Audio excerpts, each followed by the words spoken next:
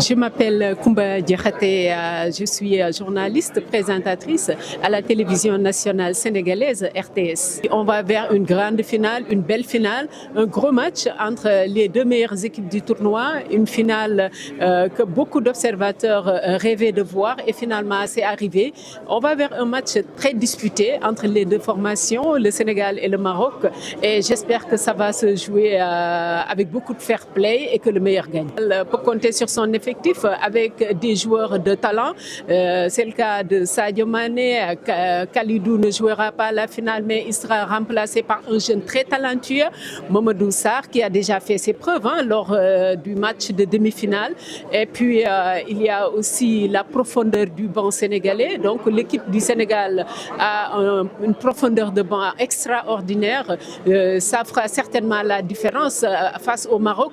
Maroc, effectivement, qui a aussi de bonnes individualités. C'est le cas de Brahim Diaz qu'il faudra surveiller de près. Il y a aussi le gardien de but du Maroc. C'est d'ailleurs là où réside la force du Maroc avec Yassoune Bounou qui a montré de très belles choses durant cette compétition. On peut dire que la qualification du Maroc, en grande partie, c'est grâce à Yassoune Bounou. Donc aujourd'hui, le Sénégal devra sortir le grand jeu, être très lucide face aux gardiens marocains pour pouvoir sortir victorieux de ce match.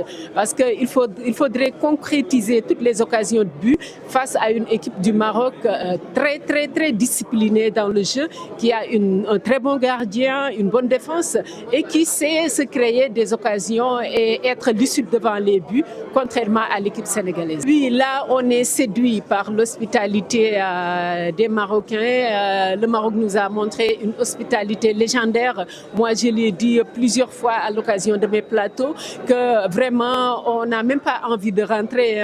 On ne voulait pas que la CAN se termine si tôt parce que tellement le peuple marocain est très gentil. Ils nous ont bien accueillis, ils ont été phénoménaux. Et puis, côté infrastructure aussi, chapeau au royaume chérifien avec des infrastructures de qualité, de très beaux stades, les moyens de transport aussi. Il y a vraiment plusieurs options.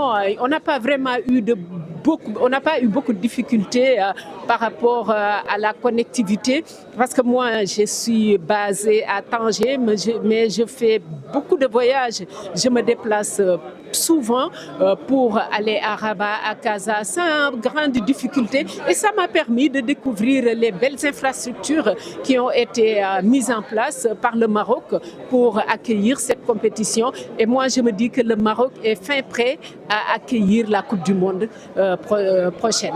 Alors je suis Pape Biram Biguendiaï, je suis journaliste, présentateur, commentateur à la télévision nationale du Sénégal, RTS. Grande finale, gros match entre deux équipes qui sont très attendues. Les deux grandissimes favoris de cette Coupe d'Afrique des Nations de football qui se retrouvent en finale pour naturellement une séance d'explication entre Sénégalais et Marocains. Il faut dire que c'est une affiche inédite. Jamais dans l'histoire, ces deux équipes ne sont retrouvées en finale. Le Sénégal reste dans une constance avec 3 finales en 4 disputées. Aujourd'hui, il s'agira pour l'équipe de Pape Thiaw de maintenir ce statut de très haut niveau et surtout pour l'ADER de Sadio Mané, il s'agira bien sûr de terminer en beauté et de remporter la coupe et de ramener à Dakar. Filigrane aujourd'hui dans ce match-là. Du côté des attaquants, vous l'avez dit, Brahim Diaz et Sadio Mané, en duel en filigrane entre ces deux grands joueurs. Brahim Diaz aujourd'hui Real Madrid, Sadio Mané qui aujourd'hui reste pour le moment le meilleur joueur africain de ce tournoi. Il va falloir confirmer ce statut en remportant ce trophée face à l'équipe de Brahim Diaz. D'un côté, l'autre duel, c'est entre Yassoune Bounou et Edouard Mendy, les deux meilleurs gardiens du continent actuellement qui s'affrontent pour la place de leader, détrôner bien sûr, être le leader de cette compétition, être le meilleur gardien de la Coupe d'Afrique des Nations de football. Voilà donc des enjeux individuels autour naturellement des enjeux collectifs, des collectifs bâtis par Pape Thiaw et bien sûr Walid Regragui. Ah oui, l'hospitalité légendaire du Maroc. Et vous le savez, le Sénégal et le Maroc, c'est deux pays frères et amis. Et le temps de match de football, on sera adversaire. Mais à l'issue de ce match de football, les relations seront encore plus réunifiées, j'en suis convaincu. convaincu.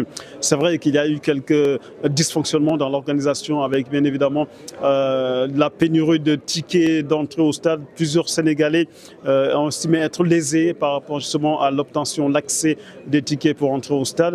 Mais tout compte fait, je pense qu'aujourd'hui, c'est le football qui va gagner, l'Afrique qui va gagner, c'est l'Afrique qui gagne, le Sénégal qui gagne, le Maroc qui gagne. Et au bout du compte, on restera amis, frères, bien sûr, tout au long de ces décennies qui arrivent, bien sûr. للمزيد من المعلومات ما تنسوش تابونا وتفعلوا الجرس باش يوصلكم جديد لو سي تي في. هذا البرنامج قدم لكم من طرف كوتي سبور. كوتي سبور منتوجة المغربية للألعاب والرياضة. MDGS نربحوا الرياضة.